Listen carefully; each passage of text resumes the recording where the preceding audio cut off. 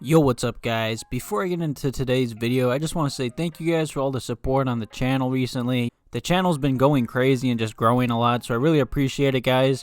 You know, it feels good just that the Bulls' future is finally like upwards. You know, our future is looking really bright, and I'm just gonna be posting every day, trying to cover it to the best of my ability. So thank you guys for always watching my videos, and I hope you guys enjoyed today's video. Let's just jump right into it.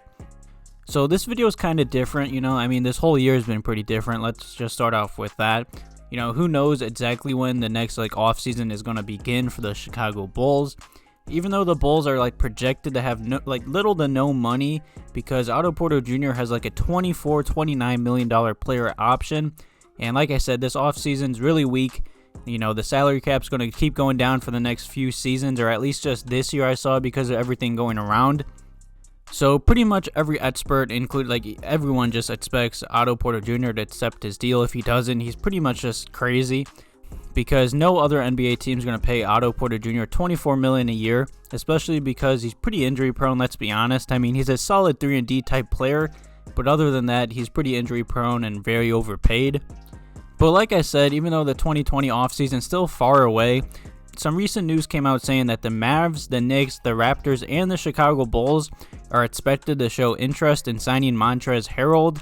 You know, Montrezl Harrell just had probably the best season he's ever had since he was drafted and been in the league. You know, he plays for the Clippers. A lot of teams are going to be interested in him this offseason. You know, he's only 26 years old, so he's like kind of in his prime, or about to start in his prime. You know, he's coming off his best season as a pro. He averaged pretty much 19 points, 7 rebounds a game off the bench for the Clippers. And that's great stats, especially, I mean, coming off the bench, putting up those stats are great. Even though he kind of played starter minutes and won Sixth Man of the Year this year. And on top of all that, he shot a very efficient 58% from the field. You know, he also won Sixth Man of the Year, like I said. So I expect him to definitely get paid this offseason, especially with how the Clippers ended in the bubble. I really don't see him going back to that team. You know, even though Montrez had said he would be open to staying in Los Angeles, you know, like I said, he just had the best season of his career. He's going to want to get paid, and the Clippers aren't going to have that much money as well. And while I do believe the Bulls might be interested in him, I don't really see a reason why. You know, he compared himself to Dennis Rodman. I just really didn't see that, especially in the bubble and in the playoffs. He played pretty bad. And let's be honest, Dennis Rodman was like the best rebounder of all time, and he only averaged 7 rebounds a game. That's nothing impressive compared to like Dennis Rodman, so that's just kind of disrespectful in my opinion. And like I said a little bit earlier in the video, the Bulls are going to have little to no cap space this offseason, so unless he wants to come to a rebuilding, like quote-unquote rebuilding Chicago Bulls team for like a veteran's minimum, sure, I'll take him. But either way, he's going to get paid this offseason, so I'm sure the Bulls are interested. The only way like we could like actually get him would probably be like a sign and trade with the Clippers, which that could be possible, but at the same time, I kind of want to save money this offseason. You know, aiming and like loading up for the 2021 offseason class, where a bunch of big name free agents are.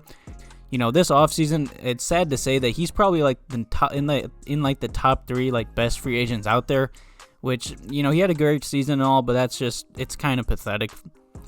And once free agency does begin for the Bulls, I expect us to sign some like cheap veterans, not, you know, like Montrezl Harrell, who's probably going to get overpaid, especially because the Bulls are already pretty set at the center and power forward position. You know, we got Wendell, we got Daniel Gafford, and then we got Markkanen and Thaddeus Young, and we also have Felicio still backing up the center position, even though that man should not be in the league. So it just doesn't make sense for the Bulls to overspend. So even if we wanted to sign him and overpay for him, we can't really, unless it's a sign and trade, like I said. So I'm just not buying this rumor, especially because, like I said, we already have too many players at the power forward and center position, especially with like Markkanen. You know, he's more of like a center height, but he really can't play the center. He gets bodied around. And then same with Wendell. You know, he's more of like a small ball 5 in this league, but he wants to play the 4. So who knows? The Bulls' power forward and center position is really difficult right now. So I just really don't believe in this rumor. I mean, I don't know. Maybe a sign and trade would happen, but I honestly doubt it. Definitely leave any comments or questions below this video talking about, you know, this potential rumor. and if the Bulls should like sign him or do like a sign and trade for him this offseason.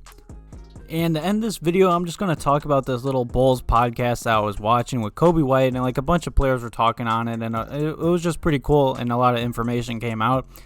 You know, Coby White was on the podcast, and of course, you know, they asked him about Lauri Markkanen, and Coby White was really supportive and positive about Lauri Markkanen. You know, he talked up Bulls big man Lauri Markkanen a lot, who like many felt had a really bad year last year, and I'm going to be honest, he did. You know, you can blame it on Jim Boylen, you can blame it on injuries. Either way, Markkanen played terrible last year, and I expect a huge difference this year, especially with new head coach, new front office that hopefully know how to like value him and like use him to his strengths and not just make him a 3-point shooter. Coby White said that he thinks that the like finisher is gonna go back to the way he was playing at like his old level and be like the star that he can be. And he also said that the whole team trusts him and like they all know how like talented he is and like how like good he could be in this league. So that's really nice of Coby White saying all this. Hopefully Markkanen does come back next year and balls out. And while Coby White was on the podcast, he also talked about like his rookie season, of course. You know, Coby White mentioned that he's really excited to continue working with Zach LaVine, and I am 100% down for that. I am so excited for this backcourt. I feel like that can be a scary backcourt. And Coby White said that their chemistry is already great, and they haven't really even started that many games together. And like based on the chemistry, Coby White said, I feel like we can play off each other. And those 10 games when like Coby White was going crazy, you know, he said they were really difficult to guard when him and Zach LaVine were both on. And I've said that in my past videos. On any night when Coby White and Zach LaVine are hot and they're both walking buckets, you know, if they're both hitting their shots, it's going to be hard to beat the Bulls. And then you can add, of course, Lauri Markkanen, Wendell Carter Jr., and whoever we're going to draft with the 4th pick to the mix. You know, I'm really just excited for this young Bulls team next year. It sounds like Coby White is as well.